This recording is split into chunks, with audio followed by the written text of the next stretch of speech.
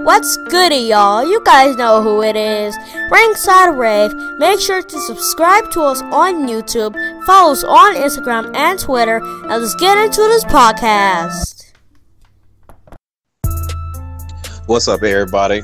I want to welcome y'all to the Fade Hour. As usual, this is your host, Maul, Brews and Boxing. Got another brew, as usual. Got me a coffee stout, the same one I had last week, 13%. I'm joined by my usual cast, my panel of experts here.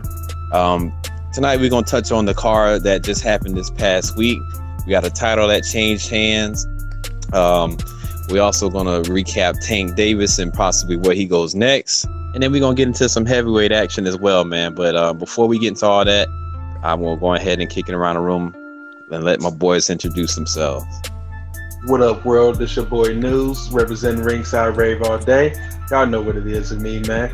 I'm sounding good, feeling good, smoking good. So let's get to it. What up, yo? It's your boy at Free Smoke Boxing. I'm just sitting here chilling with a Mac, which is Miracle Alien Cookies, and that shit is good. Abrupt. What's good, y'all? It's Pascal, the New England representative, and I just poured myself some Cabernet because I had to late dinner and whatnot. But I had to come out here with some liquor in my system, so that was the first bottle I grabbed, man. So let's get to it. Bet, man. Let's go ahead and get into this the undercard topic, man. We had a dope ass set of fights this week. Let's go ahead and jump into it, man. We saw Machado take an L, man. So I want to kick it around the room, get everybody's thoughts on that. I want to start off with Newzz because he's been one of the ones firm believers that he didn't believe in Machado. So I'm wondering if him losing, is that a shocker to him? Is it, is it not? But, and then after that, we all going to get into it. For me, it's not. I'm sorry. For me, yes, it was a shocker to hear that he was knocked out. I didn't actually get to see the fight. But when I heard that he got knocked out or stopped in the fourth round, and this the dude that everybody been running around claiming Tank ain't the real champion because of, I laughed about it. You know what I mean? I shrugged my shoulders. And I'm like, on to the next one. Because at the end of the day, a real champion don't lose to fighters like that. I mean, you can't sit here and say this guy was the real champ. Tank is not this, he's not that. If Tank would have lost to this guy, we don't even need to get into that, man. I don't even need to get into that, man. This dude lost to I don't even know who he is. So I don't even know who he lost to. A dude with a full-time job who was the concrete dude. Yo, come on, man. So he lost to the Mexican Joe Smith. Come on, man. Well, Cancio's actually a better fighter than his only issue is because he was working. That's the thing, though. But he's actually a lot better fighter than he is. But not the fighter that Machado should have lost to. So here's the thing, man. Machado knocked him down the first round and all that. Yeah, but Cancio, or however you say his last name, they just had a good game plan. And once he hit him with that body shot, it was game over. I mean, it was just a matter of time because that body shot, Machado barely got up from. And Machado was due to pay for his shitty style. I mean, his last fight against Evans was really overmatched, and I mean, for real. And I didn't think Machado was that great. I mean, he leans a lot of weight over his front foot, and that's why he got knocked the fuck out. And much respect to Cancio because legit, I mean, dude, is a concrete worker Monday through Friday, and he probably worked today. You gotta put in work, You gotta put some respect on that dude's name, regardless if he loses the title in the next fight. Eddie Hearn, pay that man. Yep, that fight was like the beauty of boxing, man. How many times over the years we seen boxers say, "Man, I was on the verge of quitting," or "I just needed a shot." And last few years, man, we seen people against hell of a betting odds go ahead and pull the upset, man. The Saturday night was no damn different. I mean, it was. Cancio winning was an absolute shock to me because, you know, I mean, like I said, he's one of the people that's like, you know, he was. I mean, he fought, but he was fighting like it was like part-time fighting. So I didn't think he was even that focused to even do what he did. I mean, after he got knocked, he ran through Machado like it was nothing. Like Machado didn't even look right. Like I didn't know if it was just a body shot or the fact, because I mean, Machado's a big motherfucker at 130, and I have a suspicion that he probably drained to make that weight, and it probably played a part in him getting ran through like that. Yeah. Yeah. He looked like smoked out, and just like he wasn't there. But if someone would have told you at the end of 2018, in the first 2 months of 2019, Dogbo and Machado would lose their titles, you would have been like, nah, no way. Yeah. I mean, I thought Machado. I mean, if Machado was gonna lose, I would expect it to be, you know, to a bigger fight, which was probably looming for him. You know, not something that, not this fight, you know. But hey, like I said, that's the beauty of boxing, theater of unexpected. So, you know, Cancio now is the real WBA super featherweight champion. And Tank needs to fight this man at some point. He really does. No, he can knock him out too, but he's not the real champ. Tank's the real champ, man. Nah, you go ahead and beat Machado or whatever you want to do, but until you take that strap up for Tank, he the real champ, man. Speaking of Tank, man, he was in action. Well, but I mean, he got in the ring for a bit. Not even a bit. Right. I don't even know how to categorize it, man. Like, it was a bullshit ass fight. That's what it was. Right.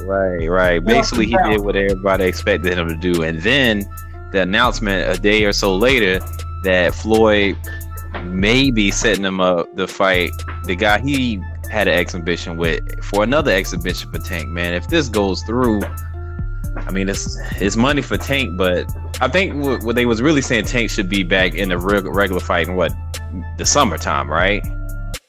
Yeah, the thing with Tank is Tank's mandatory is fucking Edner Cherry. That's the problem, you know. And it's not. And Tank is already getting to the point where he's fighting too many bullshit ass fights. 130, there are live cats at 130. It's time for him, if he really wants to make a stand in his career, he should actually really make an effort. I mean, we've talked about this plenty of times of who he should be fighting at 130. I don't want to see a motherfucker that lost to Edner Cherry like 10 years ago, that lost to Tim Bradley 10 years ago.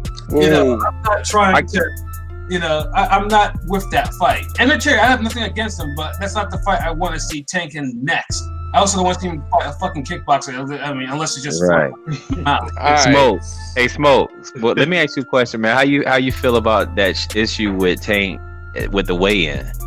Well, so I wanted to give a somewhat unbiased opinion of what happened after Pat's extremely biased version of what happened. As we all know, it was originally scheduled to be Abner Mares. Now, we're not very happy about that fight, but he got replaced by Hugo Ruiz, who was a come up from 122, really. I mean, he fought at 126 a couple times. But Tank came in at 130.4, and then he had to strip no homo, and he was still overweight. So I don't know how they did it, but in a half hour he lost half a pound. But Tank needs to move up. I mean, let's be real. Unless he fights Tevin Farmer next, fuck some kickboxing exhibition or whatever, unless the bag that they're getting is in excess of $10 million.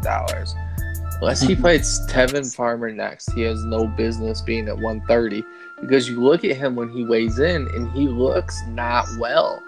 Like, you know, even when Mikey weighs in, he gets the fuck off the scale like 2 seconds later, but even recently he doesn't look like he's about to go and, you know, pass the fuck out. Tank, when he weighs in, he looks like he's barely there. So he needs to move up and fight a dude like a Ray Beltran that PBC may have or something like that, and then fight Loma. Oh yeah, you're spinning the gospel there. And another thing I want to bring up: the fucking entrance. I'm sorry. Entrance. It's not even Halloween. It's fucking Valentine's Day this week. Why the fuck would you go over the Halloween thing? And the worst thing is this nigga couldn't even groove to the ring. He's over there looking mad stupid, looking special. Niggas on the right are doing the throw loop thing, and he's over there just like he's just fucking. He's like, what the fuck am I doing? I'm like, groove, nigga. Hamed did it too. Hamed and Wayne McCullough did it in 1998. Groove to the fucking right. You're black, my nigga. Groove. Yo, he looked like he didn't want to be there for the introduction. He's ready to swag of a substitute teacher. I mean, shit was so swagless. Like I felt secondhand embarrassment just watching that. Newzz, what you think of all this shit, man? With Tank and all that we just talked about, man. Man, I thought Tank did what he was supposed to do. Got Ruiz up out of there. Again, like I said on episode 20 of the Fade Hour, that it's short notice, so I can't really expect somebody to fight Tank on 11 days notice, so I can't be mad about that. I was mad about that entrance though. I didn't like the Thriller entrance. I didn't like the swaggerless walk. I didn't like the look on the face. I didn't like none of that. But I did like, he did get his opponent out of there. He wasn't there to cause any trouble. Tank had no trouble, so that was a quick money grab. I don't like the rumors of him fighting Mayweather's last exhibition opponent. I think they would be trying to move Tank like he's the next Floyd Mayweather, when Tank hasn't shown anything that shows he's the next Floyd Mayweather. And that I don't just mean like in a negative way. I mean like even in fighting styles, he's not similar. He doesn't box like him. Right, his personality is not Floyd Mayweather. He doesn't have the Floyd Mayweather fan base yet. He doesn't have the flash or flair of Floyd Mayweather, so I don't see why trying to move him like the next. Move him like the old version of Floyd Mayweather instead of moving him like the young version of Floyd Mayweather. Right. In which the young version of Floyd Mayweather will be calling Tevin Farmer out because he needs that W. He wouldn't just be. He just wouldn't be calling Tevin Farmer out. When they see each other at fights, he would be damn near slapping him in the face, talking about how come you ain't fighting me, not vice versa. Right. And like Tevin Farmer was spitting fire at Tank last time that they had an interaction. Shit, so what's gonna happen first? Tank and Farmer or Tank and Loma? Tank Farmer. Tank Farmer, yeah, they're not gonna Floyd's gonna keep that nigga away from Lomachenko. No. They want to get some extra wins from Lomachenko. I don't know how I feel about that. I don't agree with that. I don't know how I feel about that because on one hand, I know how Floyd. I know how Pat feels about Loma. But on the other hand, I know how you feel about Tank. So I don't know what do you mean by that? Yeah, no, I actually think Bob Arum is going to make sure. Arum is going to make sure that Tank doesn't fight Loma. I wonder who Pat would root for or pick in that deal. It don't matter. Pat just waiting. He's going to be sitting back with the Merlot, waiting for the loser. Yep. Pat loves those. He loves to put those two fights together. I'd be drinking something a little bit more me than Merlot. Name dropping Solito between every round too. I would. Hey, reminding us. AP, your opinion? Well, your thoughts on the weigh-in Friday? Oh, about how I really didn't catch the weigh-in. I heard he almost missed weight again. Right. Oh my God. There's always something with this guy. Like, this guy can't hold the weight. Like, I don't know if it's at this point, I'm not even sure if it's that he's still undisciplined or he just has such a problem making weight. But there's always something on him with the scale. He almost lost it again. Like, I don't know what it is. You got to get it together. Smoke was saying just go ahead and stop delaying 135. Honestly, you're right. I mean, there really isn't a lot for him at 130 except for Tevin. And if that's not going to happen, then Is it? Anybody but fucking Edner Cherry.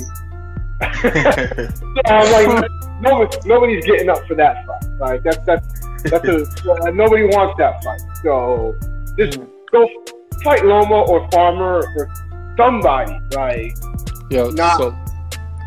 So here's my thing. Tank showed, as he shows in every performance, that he's not a normal boxer. He has elite athleticism and power, and he puts on an entertaining show every time he fights. So just like AB, even if he fights fucking bums or dudes that are way below his level, as long as he beats them and knocks them out, he'll be good. I mean, see, I can't get up for those kind of fights. It's like, at this point, it's like, yeah, I understand that it's entertaining, but like, even afterwards, I'm just like, ugh. Because I remember a friend of mine asked me, what do you think about the fight? Do you like it? First round KO. I'm like, He's like, what do you mean? Like, it was a knockout. But I'm like, it was a knockout against an overmatched opponent coming up 2 weight classes on 3 weeks' notice, who was way in over his head. I'm sorry, I can't. That doesn't excite me. Like, yawn. Okay, next. Yeah, yeah, no, I feel you. The thing that was most impressive to me is that Tank walked. As soon as Tank realized that dude was affected by one of his punches, he went straight into stalker mode, and the way he broke dude's nose, I ain't seen a nose broken like that in a long time. Jack Reese was asking about 80 times, you want to continue? Do you want to continue? He didn't even he obviously was there to get the check. This fucking he fought 3 weeks ago. He knew he wasn't gonna. He had no intention to continue. Because it was funny because I was watching it with my girl, and like she was like she was like just his delayed reaction, like he looked like he just fucking just felt it and then waited like a minute and then just kind of flopped. That looked like a flop a little bit. Didn't even really want it. Like he's like, oh, you okay? You okay? He just didn't say nothing. He was looking for a way out. And honestly, that's how you know Tank is legit. Because all of the fighters he fight, he breaks it down towards like they're looking for ways out. Yeah. Like that's what happened against and that's one of the things that I was talking about the other day with my coworker. He was saying about how Tank struggled with Fonseca, whereas Farmer had an easier time with him. But I'm like, Tank knocked him out and kind of made him quit, because throughout the whole fight, even though Farmer won that easily, Fonseca was coming at him, but he just wasn't effective. Whereas Tank made him quit. No mistake. People talk about, it wasn't really a knockout. He hit him in the back of the head. No, he hit him with the body shot first, and you could just tell that he didn't want it anymore. He was looking for a way out, and he found it. So, like, guys like that, like Pedraza, kind of like, all these guys look for a way out against Tank because he just breaks them down. The powers, that's how you know his power is legit. Well, I think Pedraza was actually legitimately knocked out. I don't think he was looking for a way out. I think he just wasn't able to continue. Yeah. So, shit, and speaking of legit or not, Pat, man, what do you think? What do you make of Ramirez's performance Sunday? I think he's right. I think he's right for the taking. I really do. And I said it before. I said Zapata. Like I said, though, I mean, don't sleep on him. You said it. You said it. And it's like, Zapata.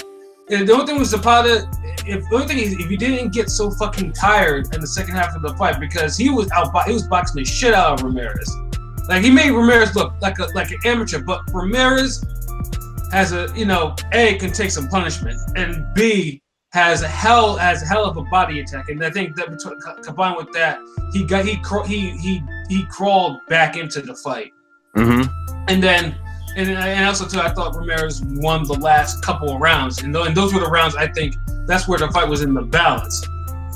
So I wasn't. So like I said, it was like Ramirez won, but he's flawed. He's very rough. He's rough around the edges. With some fighters, like, he can beat them just off physicality alone.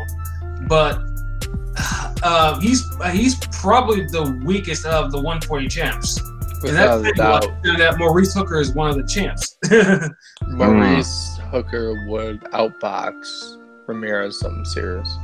Yeah, Ramirez looked really bad. Like, it wasn't even that he looked bad. It's just, to me, he looked very, like, he looked flustered. Like, he did, like, at times he didn't know what he was doing. Like, he looked kind of like a little, like nervous, scared. I don't know if it's nervous or scared. He just looked lost. I know Aaron looked nervous. Yeah, he did. Yeah, he did. Yeah, they both look like they were happy they didn't join the World Boxing Super Series. Yeah. Man, that Ramirez wouldn't even made it out of the first round. Man, what that belt would have got up off of him real quick. Yeah, I don't believe in Ramirez's skills. I said that when he had a lot to say to Ring Gang Radio back then. Don't sit here and talk about you're not ducking the fighter, but you're not fighting the fighter. If you're out here fighting, having these type of matches with Zapata, what are you going to do with Progress? What are you going to do with Josh Taylor? Hell, Baranchik. You know what I'm saying? Shit. You know what I'm saying? But yeah, let's just do a segue into a brief. Well, no, go ahead, Smoke. No, so I apologize, but go ahead, bro. I just want to go on a little mini rant here. So Jose Ramirez, he switched trainers from Freddie Roach to Robert Garcia. 2 fights ago, right? They built that up real big. Oh yeah. Oh, so first of all, I think we should put something down. The first one of us that sees Mark Kriegel in a fight, the person gets $500 if they punch him. over the cost of bail. I'm not engaging in battery and assault. That's all for entertainment, folks. That's all for entertainment, folks. But seriously, that is a free smoke boxing unsanctioned bet right now. But no, seriously. So Jose Ramirez changes trainers to Robert Garcia, and what does Robert Garcia do? Robert Garcia adds a jab to a fighter, and because the jab is the foundation of everything, technically and literally, you can control a fight with a jab, and you should have a few different jabs. Jose Ramirez has been with him 2 fights, and there is literally no jab to speak of. He threw, 25 jabs in that fight. Marcos Maidana, who everyone thought was crude and not that skilled, the same way that people think about Jose Ramirez, the first fight he had with Robert Garcia, he was jabbing his fucking ass off. So it's like, yo, if you're Robert Garcia, you gotta be talking to Jose Ramirez like, bro, you barely got out of there against a dude who was significantly smaller than you and who had no punching power, and you threw, 100 jabs, CompuBox jabs, which aren't real jabs. And it's like, why would you change trainers?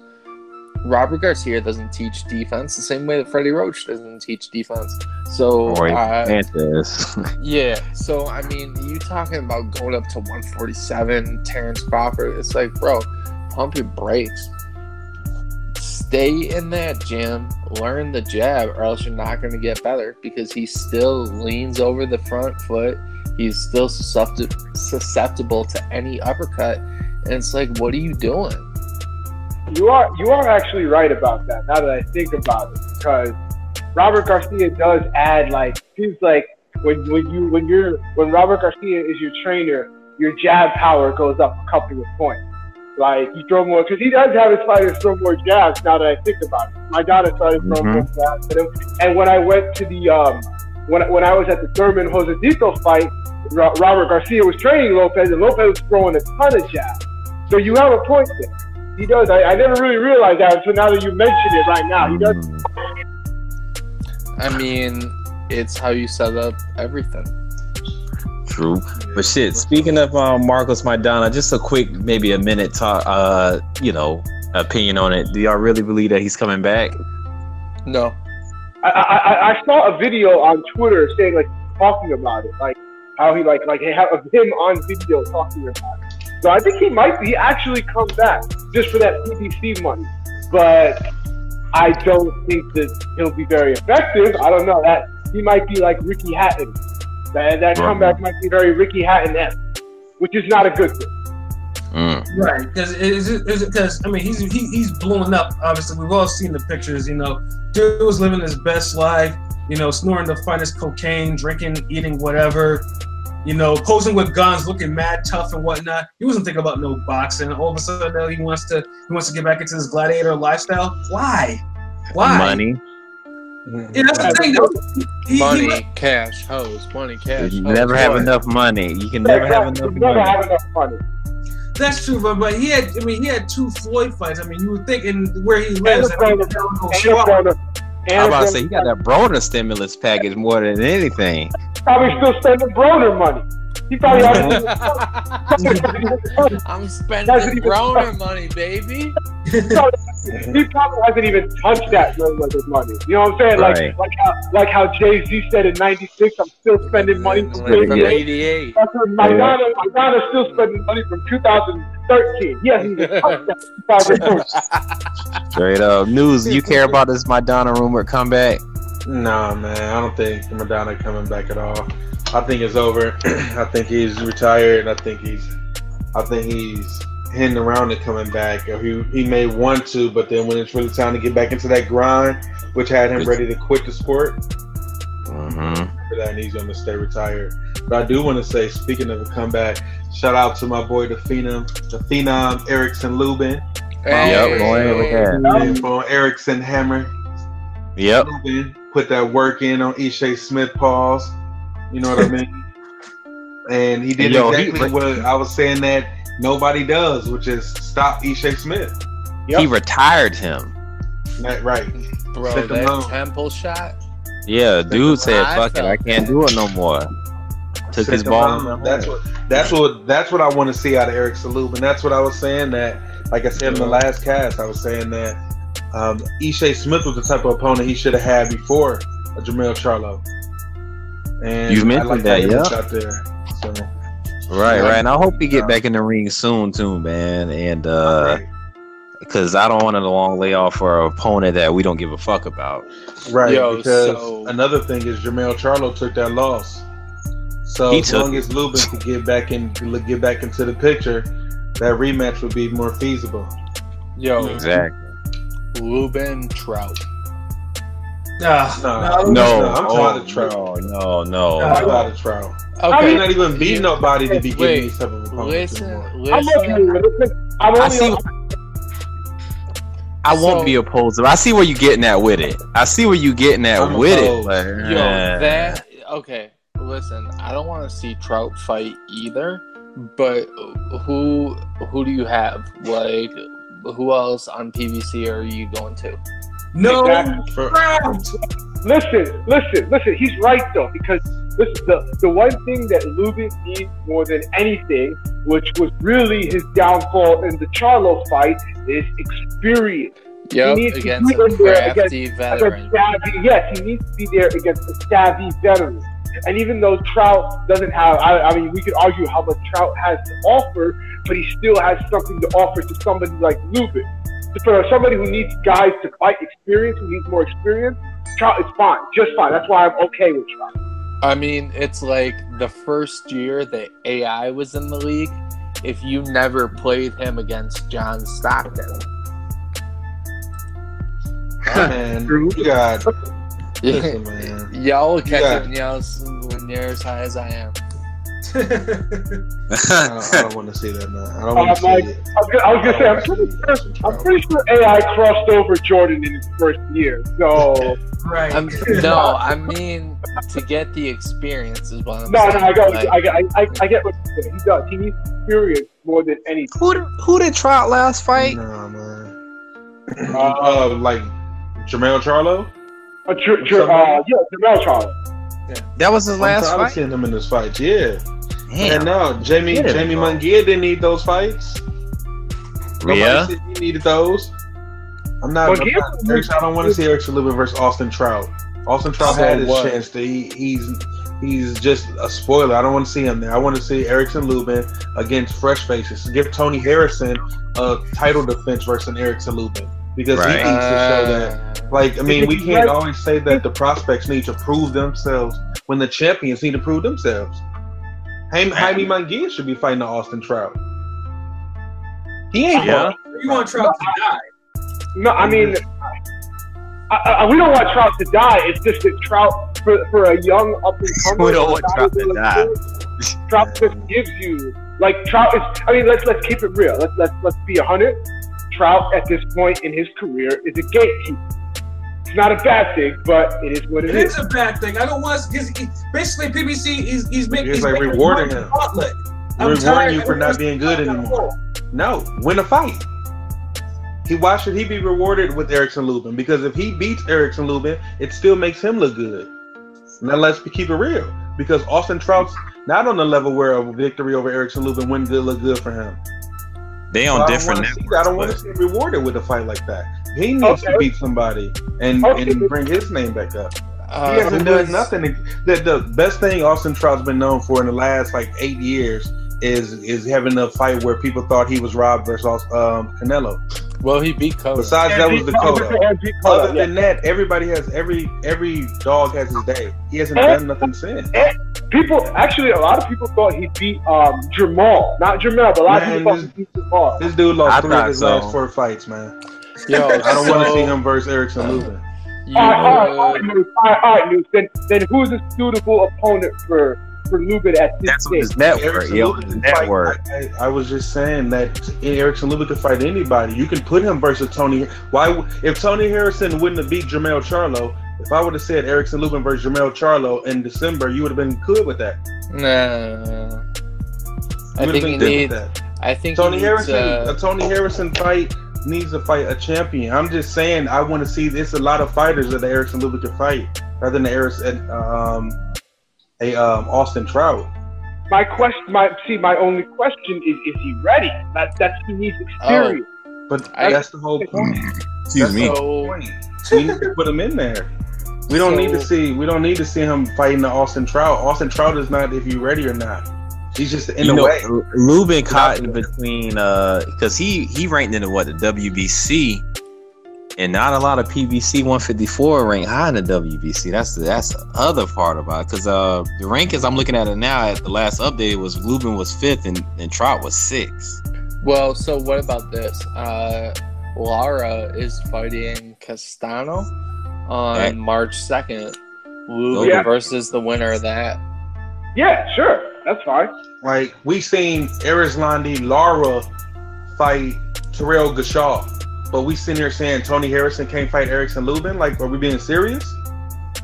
That's out there. But we don't have. I mean, I can't speak for everybody, but you and me, let's keep it real. We hold Lubin in much higher regard than I do. I hold Lubin in much higher regard. So, I mean, maybe it's just me just not trying to run the risk of, well, he's already got that one blemish. Now, another one, he's looking at the point of no return. You know what I'm saying? No, but, I don't look at boxers. I don't look at boxers in order to have them either creep their way up the totem pole. I'm not from that school of boxing. That's not how I became a fan. I believe fighters should have their feet put to the fire. Either shit or get off the pot. That's why Austin Trout need to get out of here. If Lubin can't beat Tony Harrison, get out of here. I think why we need to waste our time with Erickson Lubin? Well, so here's the thing. I mean, isn't Harrison gonna run it back with Charlo? Yeah, he's gonna run it back. You gotta make your way up there. Yeah, you gotta make your way back. Well, are they running it back? I mean, they must. There's no way that Charlo didn't have an immediate rematch clause. If Hurd wasn't fighting him, I'd say let's put Lubin in there with J-Rock. Yep, that would be the perfect one. The next one for somebody who on PBC Showtime with a credible name, but he's on the menu for Hurd next, so I can't even bring up. So, but maybe in the future. You say on the menu, that fight could be good. Listen, man, Austin Trout is the Andre Berto. No. Oh God!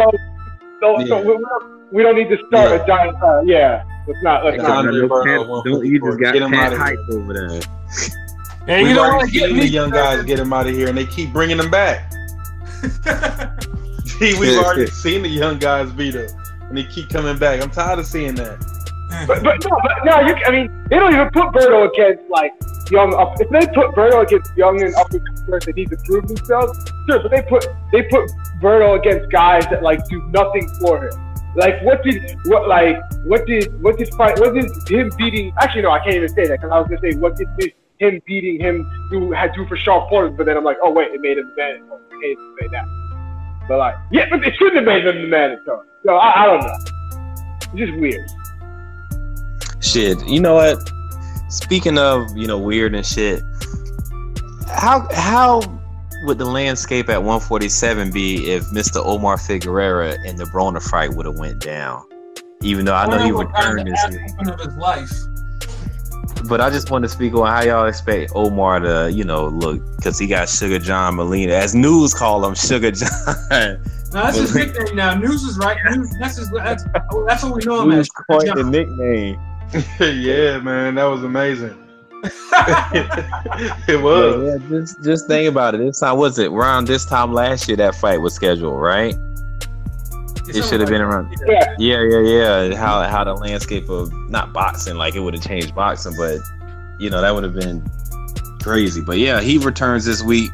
We got a Leo Santa Cruz this week. Well, let's not spend a lot of time on that. But how y'all expect those two cards to go, man? Those two fights to go. Man, LLC is a disappointment. LLC is a pure disappointment because he actually had the worst fight out of that stupid rollout. That rollout. And then because he was facing a jobber that got bodied by other jobbers, and then that jobber injured himself.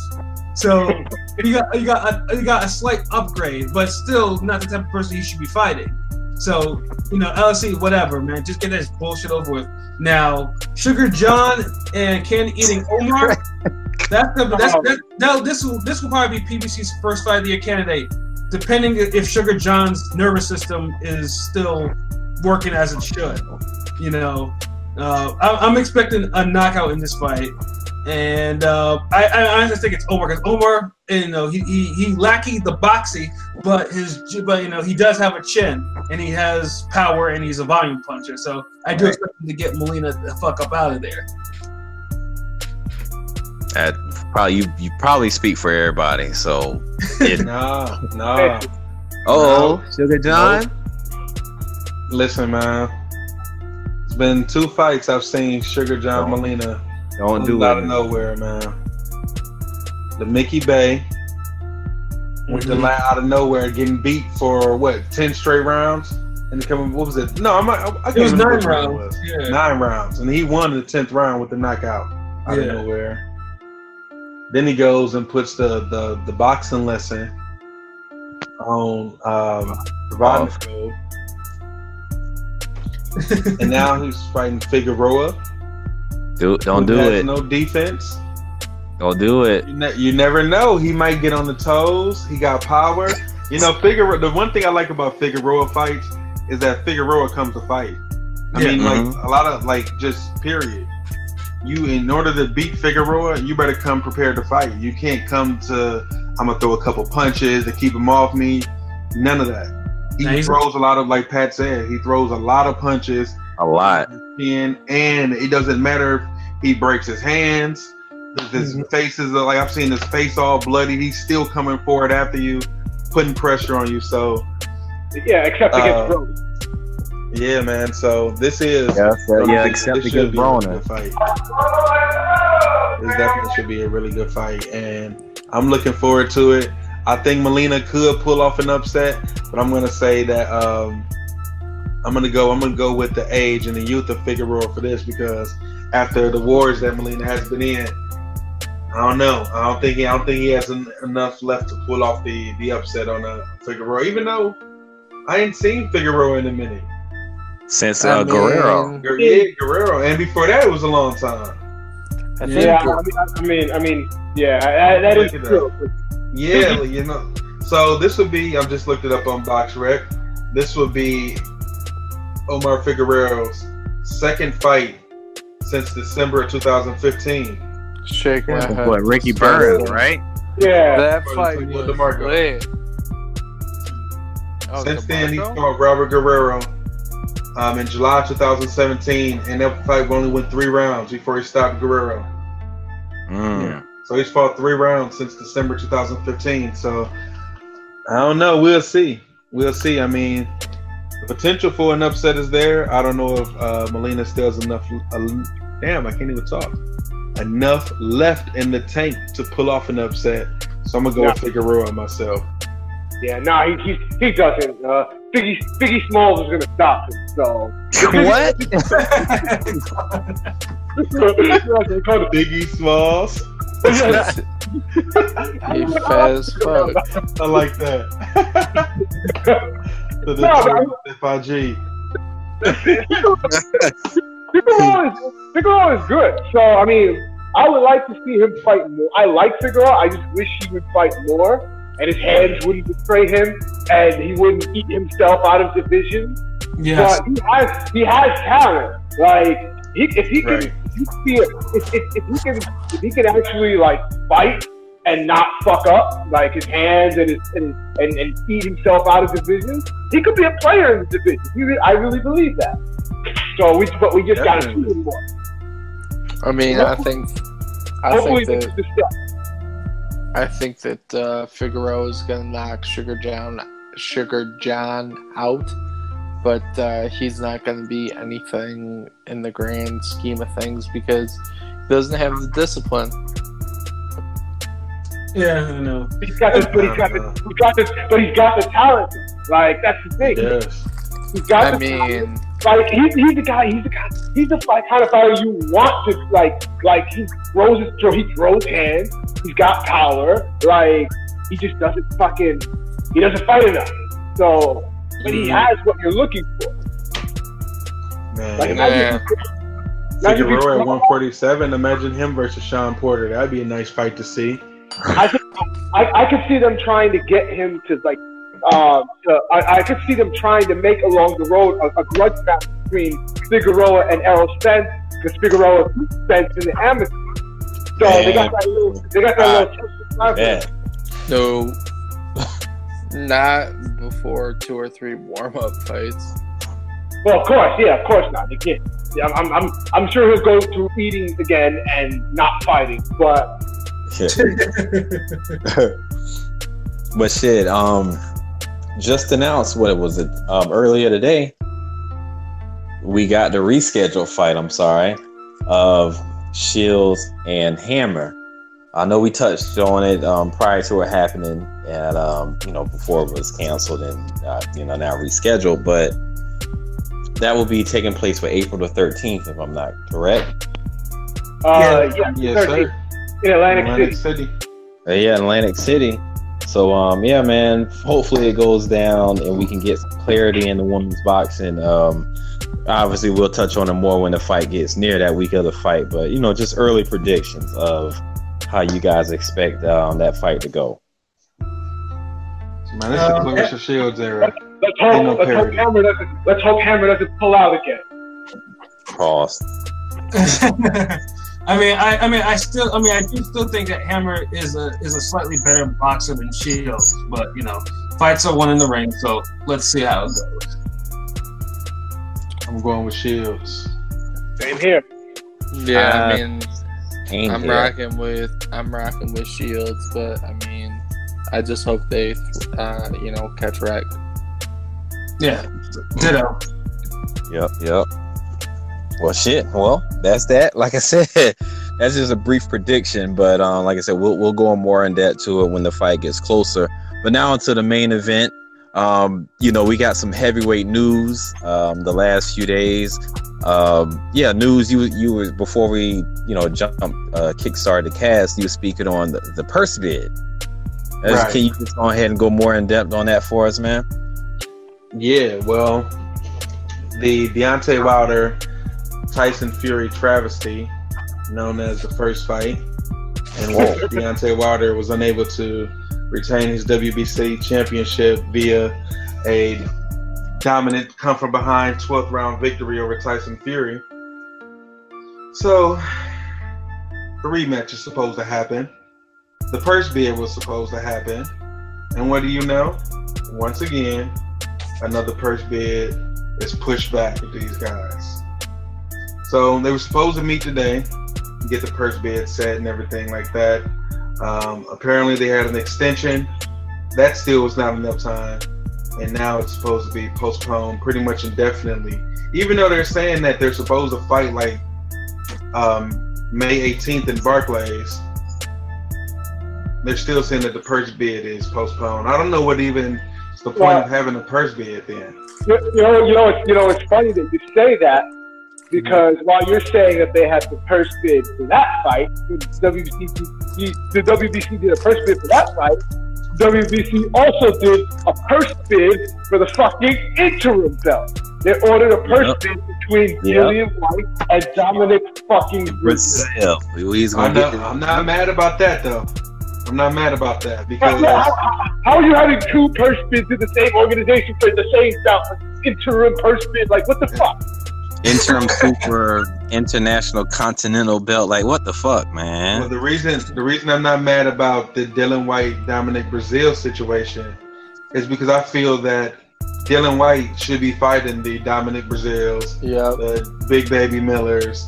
I've been saying that over and over and over at nauseum. So if it's gonna take a purse bid in order to get him reverse one of them, I want to see where he really stands. If he goes out there and gets rid of Dominic Brazil, then Dillian White may legit be the fifth, at worst, the fifth worst heavyweight in the world, like they've been saying. I would want to see him versus. I want to see him versus Deontay Wilder. What? I mean, I said the fifth. Fifth. I mean, because at the end of the day, when you got Deontay Wilder, Anthony Joshua, Tyson Fury, and Luis Ortiz, that's a nice top four. Usyk. Yeah. I mean, it's not really a top four at that in many other divisions. I mean, look at super middleweight's top four. So look at light heavyweight's top four. Usyk's moving up though. Hey, Usyk's but he still got to. He hasn't fought yet, so I can't put him in. You got to prove it, right. But Dillian White would have a nice little resume as far as beating up on the B-level heavyweights. So that would make him a legit, you know what I mean? That's how you become a contender for a championship. You go and beat all the other contenders up. Will any of y'all pick Brazil, or everybody gonna go White? Oh yeah, I'm going to Dillian White. I'm not going no former college quarterback, man. I'm talking about football, man. I hate when people like. At the end of the day, man, we ain't never seen no quarterback become no champion in boxing. All type of people come into boxing. This is a sport. We've had basketball players, wrestlers, baseball players. I remember I seen Ray Edwards get knocked out in person up here at Chanel at the high school. So I'm not. No, come on, man. You gotta take boxing serious, man. He was a quarterback, man. I'm going with Dillian White by knockout, man. I'm rolling with Be Easy, Trouble. Man, you don't even deserve no nickname, man. Hey, man. He ain't did nothing. How you gonna say you don't deserve a nickname? Be Easy. He barely gets the bruh in Brazil. Nah, he. I mean, like I said, Brazil. Easy. With the exception of the national fight, he has the ability to snatch victory from the jaws of defeat. He does this too much, and I've met the guy personally. He's class. He's a good guy and all, but so eventually this is gonna come. And then Dillian White has a left hook from hell. And I just don't see him. I just don't see Brazil taking that punch or taking the punch over and over again without going down for good.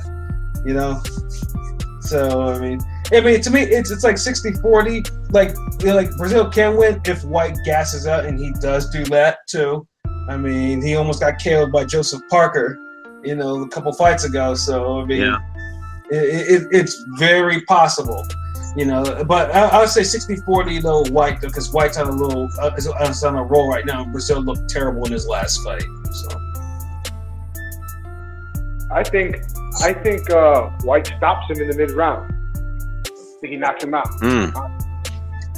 Fifth, sixth round. Not a Brazil fan. Don't like him at all. I mean, can't say I don't like him at all, but I just.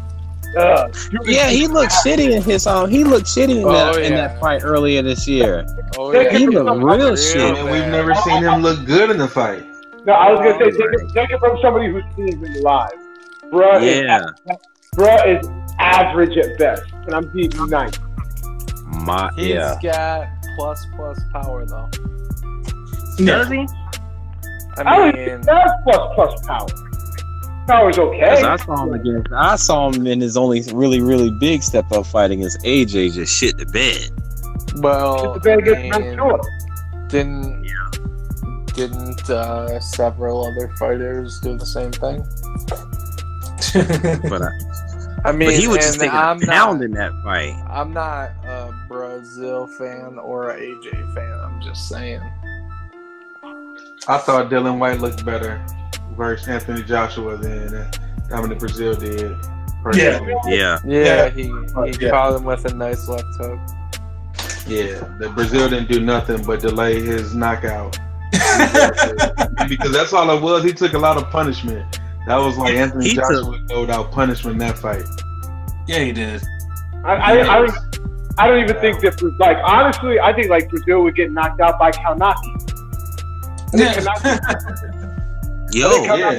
like get that interim belt off his waist. I wanted Deontay Wilder to fight him, but they waited too long. So get him out of here. You can fight him when you need like a tune-up or something. But he should not be the interim. He should not be the gatekeeper to Deontay Wilder. There shouldn't be a goddamn interim to begin with. Exactly. Right. That's the truth. Like, because if you think about it, he really could have. He took the loss to Joshua. We know that, but he should have took that loss to Hugo. I'm sorry. Yep. On the Wilder Washington. He should have took that loss to Amir Mansour. Yeah, Mansour was busting his ass before his tongue just got split open. Yeah. Right. And then I thought he should have took the loss to Classy Freddie Cassie.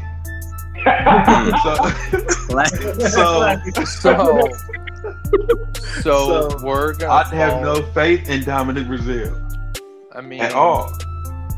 We're gonna fault a heavyweight fighter for relying on one punch power. No, I'm hating him for relying on his size. Man, he don't rely on. He don't. He said, man, I'm gonna say pause on that one. Yeah, man. I don't like the fact that when he get hit, he's like a giraffe getting knocked around the ring. You ever watch National Geographic and you see them dudes out there and you see the giraffes and they just over there just frolicking around and they're just swaying around. That's what Brazil looks like when people are hitting him clean. He's just like leaning all over the place and it just look crazy to me. Him and Gerald Washington, they look crazy. Get them out of here. And they both football players. These guys, get all these Seth Mitchells out of here. These Ray Edwards, Seth Mitchell, Dominic Brazil, Gerald Washington, football player guys out of here, man. Let that be the last time you mention Gerald Washington on the damn cast. Or Seth Mitchell. I don't think I've ever seen a football player that stiff. How you play football and you have pause. He called out pauses like he's the mayor of pauses and doesn't throw it out for that. You're not the mayor anymore, brother. Yeah. But speaking of another heavyweight fight, they say tomorrow that's when Big Baby and AJ will be announced for June 1st in the U.S. Yep. I'm gonna try to make that fight. Now I'm gonna have to see if I don't know. I might have to see if I can break the budget and go to both. Because if Wilder and Fury is in Barclays, like I might have to blow a little budget money, but I don't know. So we'll see. I think going to the Anthony Joshua fight would be cool, just to see the type of people that it brings to it. But I mean, yes, my Africans will be out there.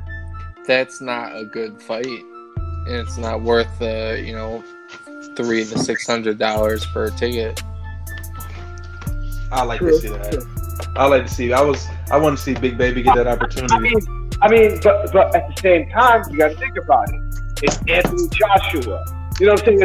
It's like going to see Canelo and to see, even if he's fighting a bum, it's Canelo. How many times does he come to New York? You know what I'm saying? That's like that's. Motherfucker, you live in New York.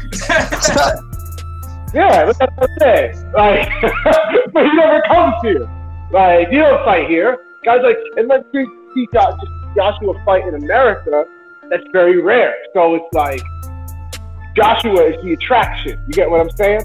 Yeah.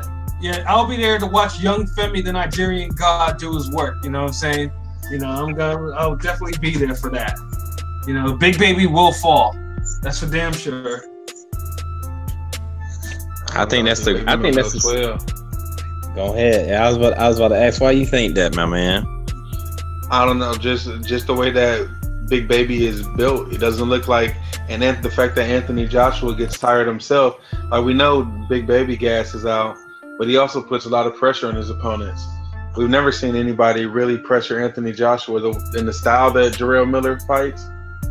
And then I don't think that with Anthony Joshua being gassed, he's going to be able to finish a Jarrell Miller. I just don't. Now, do I think Big Baby beats him? No, I'm not going to say that, because I think Anthony Joshua has way more tools in the shed than Big Baby has as far as being a boxer. And I think this will be the opportunity where people see that Anthony Joshua can box because Big Baby cannot box with him. Someone like Povetkin, you can't do all that. I think Anthony Joshua, if he wanted to show off his boxing skills, this would be the fight. Big Baby is not a boxer; he's a kickboxer. I agree. This would be that fight. And then if he does that, if Anthony Joshua, and the fact that Big Baby is only can do is because he's shorter than him, he has shorter arms, right? He has less stamina, and the only way that he can fight is coming forward, throwing thousands of punches. If Anthony Joshua decided to go backwards and use his height and reach and just box Big Baby's head off for the first half of the fight and tire him out, go into his body, Anthony Joshua can get that knockout then. Because we've never seen Anthony Joshua with stamina going into the second half of the fight. He's usually gassing around the middle of the fight before the 6th round starts. I don't know. That would be a good fight to see, because now that I'm thinking about it, that may be a possibility. If Anthony Joshua goes back to just boxing him, he may get Big Baby up out of there via knockout, because Big Baby is gonna gas. Period. He always does. Always. Yeah, we big guys, man. It's hard to carry around that type of weight.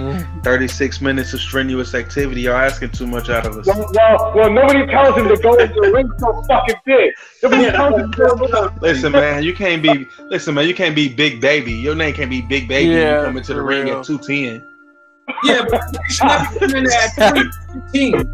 He's 6'4", 350 pounds. That's unacceptable. Listen, man, it's Big Pun, Notorious B.I.G. It's not Big Baby Miller. Pun. That's New York. Yeah, you can. Yeah, Big Pun. He's 173 pounds. Little Baby Miller. Yeah. Yo, Little Baby Miller. He's 112 pounds, but he's mean. I'm saying. You say it's hard to carry around that weight. That's his choice. You don't got to do all that. Just like Joshua doesn't have to come into the ring looking like a bodybuilder. He could lose a little bit of that muscle and it'd be okay. Like, motherfuckers come in all bodybuild and then wonder why fuckers wonder why they gas. Like, really? I mean, hey, it's been working for Big Baby. I like him better than all the other prospects that we had coming out of the U.S. lately, except for Wilder. I mean, he carries his weight well. So no, pause. But no. He just judged the usage of the pause. He said, "No, I don't think you needed that one for that one." Let's go to the pause usage board. But yeah, man, you're speaking of another show, man. I think that should go ahead and wrap it up, man. Yeah, let's do it. Yeah, man, great episode as always. I already said where you can find me. I'm Bruise and Boxing, or Boxing Bruise on Twitter. But yeah, let me go ahead and kick it around the room, let everybody, say what they got to say. And then, as usual, Newzz going to go ahead and take us home. Hey, what up, y'all? It's Sport Smoke. You can check me out at Free Smoke Boxing on Twitter. And, always tune to the Fade Hour. Holla. Yeah. What's good, y'all? It's Pat Scorp, the New England representative. And as always, man, all you have to do is just type in PA in the search engine, and it'll take you there because Big Brother's always watching. And it's watching your intentions. But if you don't want to go through all that, just go type in, you can find me at Ring Gang Radio on the web or on Instagram, on Twitter, or whatever, or my own personal Twitter, Bigger Pat, it's everything, you know what I'm saying? So, get at me. What up? It's your boy P, and you can find me on Instagram and Twitter at Bodega Box. You already know. Y'all, it's your boy Newzz representing Ringside Rave all day.